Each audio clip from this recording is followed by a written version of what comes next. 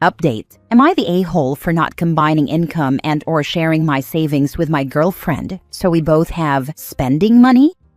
Original post. I am going to try and keep this short. My girlfriend and I moved in together this past summer. We split joint expenses, rent, utilities, groceries, etc., proportional to income. I make about 3 times as much as my girlfriend. As a result, I pay 75% of our joint expenses. I have virtually no expenses outside of the joint expenses.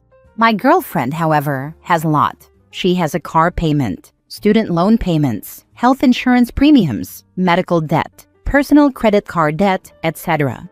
At the end of the month, she does not have very much money left over.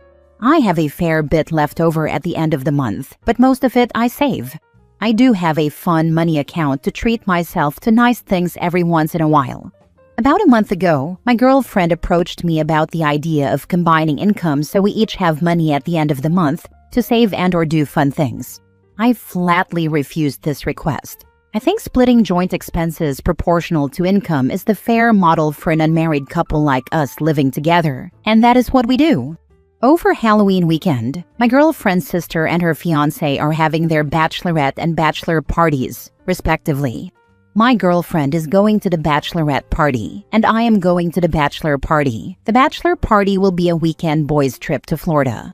The bachelorette party is substantially smaller due to my girlfriend's inability to contribute significantly to the fund for the party. My girlfriend and her sister talked about the situation. My girlfriend told her sister she cannot afford a big trip. My girlfriend's sister asked how I was affording the bachelor party trip. Then, for reasons that still make no sense to me, my girlfriend went into detail about how much I make and how much I have in savings. I have substantial savings because I went to college on scholarship, and after I graduated, my parents gifted me my entire college fund. My girlfriend's sister has convinced my girlfriend that I am selfish with money, even though I cover 75% of joint expenses and 100% of our going out activities when we do go out. I am pretty pissed about my girlfriend sharing my personal financial information with her sister, but I am unchanged in my position on combining our income. Now for the top comments before reading the update. No, I'm saying this as a woman. Do not join finances with her. You are already covering more than she is. 75% joint expenses and 100% of dates. She's out of line asking for more and babbling to her sister. She needs to budget better, get a part-time job or something if she wants additional money. Not the a-hole, but she definitely is. Wow, he covers dates 100% too? She needs to settle down and stop sharing his business with people. Maybe he can help her budget better. Honestly, you're not wrong at all. You're already covering 75% of the expenses, which is more than fair. The fact that she shared your personal financial info with her sister is a huge red flag. That's a serious boundary issue and shows a lack of respect for your privacy. I'd really reconsider the relationship. If she can't handle money conversations maturely or keep things between you two, it's only going to cause bigger problems down the line. Red flags. If you stay in this relationship, she is going to just become more bitter about the inequality. Trust me, this is coming sooner rather than later, and the complaining will continue. You do realize her actions are showing big disrespect toward you, right? If you consider marrying her, you better prepare her now that there is going to be a prenup, at which point she is going to go ape on you. Not the a-hole. Her debts are not your fault. Do not combine finances with someone you are not married to. Even after you are married, a lot of couples keep things separate and have joint accounts for bills, and possibly large expenses or retirement savings. Or they agree that a certain amount will go to bills, to savings, and then to a fun account. I do think that this is going to fester. You guys have different approaches to money and different debt loads. You might think of couples counseling. And please do remember that if you do marry this person, her debts will become your debts. There are certainly ways to strategize how to deal with that as a couple, which I would not begin before you get married. But if you have radically different approaches to finances, it will only become a bigger issue. And if she is comfortable sharing every detail of your relationship with her sister, which some people do, then I would expect at some point every problem you guys have will make it to her sister's ears. Finally, if her sister is someone who can impact the way she thinks, I would take stock of her as well. Do the two of you think differently? Where do any differences pop up? On what issues? If you and her sister are incompatible in significant ways, you might consider what that means as well. I would not make any further long-term commitments to her, and certainly no kids, until you guys are on the same page about things. Now for the update. 4 days after my post, I had a long sit-down conversation with my girlfriend. Prior to us moving in together, we had a long discussion about what expenses I would cover and why. The reason I moved in with her was to take off some of the load for daily expenses so that she could pay off her debt and save a little each month. Prior to us moving in together, she was going into debt each month just to cover her expenses. I wanted to help her out, but I also wanted to continue saving a substantial amount of money each month toward buying a house. We talked about all this again. I thought we were on the same page. I asked my girlfriend if something had changed. She told me no. She simply is not happy with this arrangement. She has friends who have been dating a shorter amount of time than us, but they share money more readily than we do. That is what she wants. I told her I am not okay with that arrangement, and if that is what she wants, we should probably break up so she can find that. She agreed. Shortly after that discussion, I reached out to the landlord to try and see if we could negotiate an early termination of the lease for both of us. I am still discussing it with him. My ex is looking for a new place for herself and is having a hard time. She came to me and asked if we could try and work on our relationship. I told her no, and that she will resent me because this is not what she wants. She asked if I could help her out for a few months with rent on a new place. I told her no. She is pretty mad about all of it, but this is where we are. What exactly did she bring to the relationship, apart from debt? Audacity. She decided to try to fleece you, rather than let you support her for the bigger picture and bit the hand that fed her.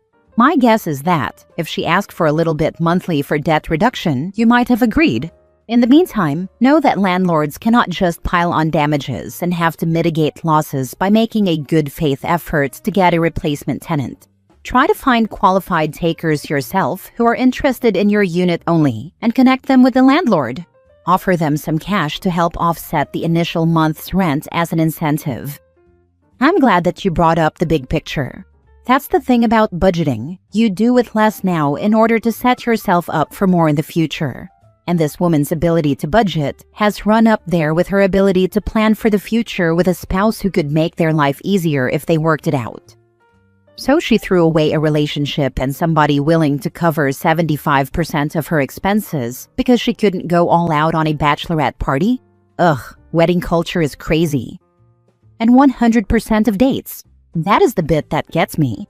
75% of expenses seems fair when he makes that much more than she does. But he's paying for all their nights out, and that's still not enough?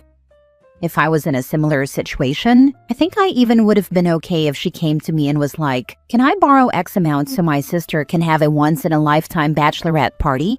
Heck, I'd probably just give it to her.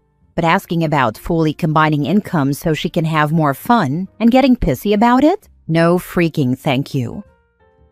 Next story. Am I the a-hole for asking my boyfriend of 10 years to help me financially? I, 40 female, have been with my partner, 48 male, for about 9.5 years. He's had a hard time committing to me because I am a single mom. Sorry in advance for the long post.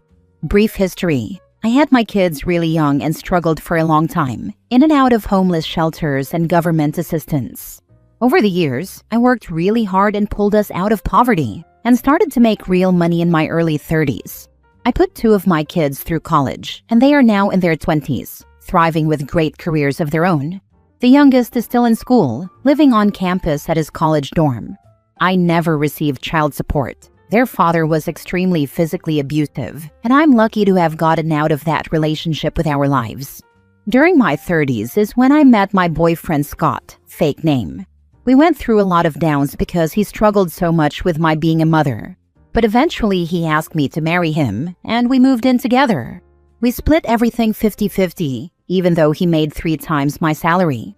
I worked 80 to 100-hour weeks just to make rent, groceries, and bills.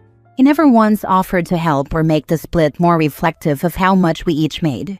He chose a luxury apartment with a beautiful gym and doorman and all the fancy amenities to move into. So I had to work extra hours to accommodate his tastes and still make sure my kids were okay. I thought eventually he would help out. I know he doesn't have to, and my kids aren't his responsibility, but I thought watching me work myself to the bone and be so exhausted would make him want to ease my burden. I thought he loved me enough to want to be there for me. I thought eventually he would see how great my kids were and want to ease their burden as well.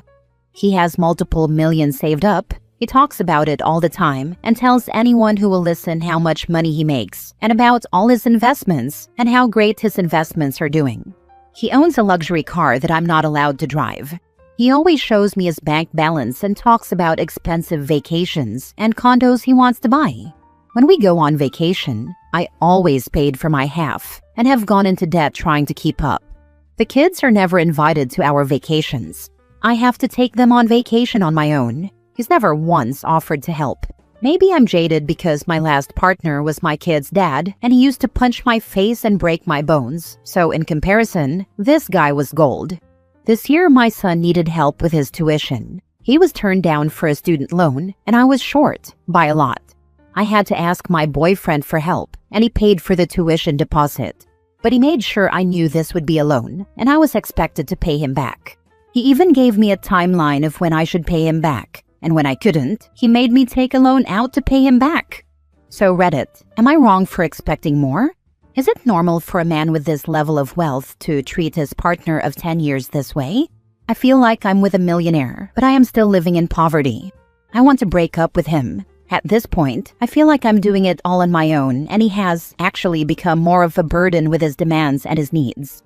I do everything for him, from cooking to sex to massages because he loves having his back touched, to forging friendships with his family and friends and keeping up with it all, while he only works 8 days a month and sleeps until noon. I'm at work by 7 a.m. every morning.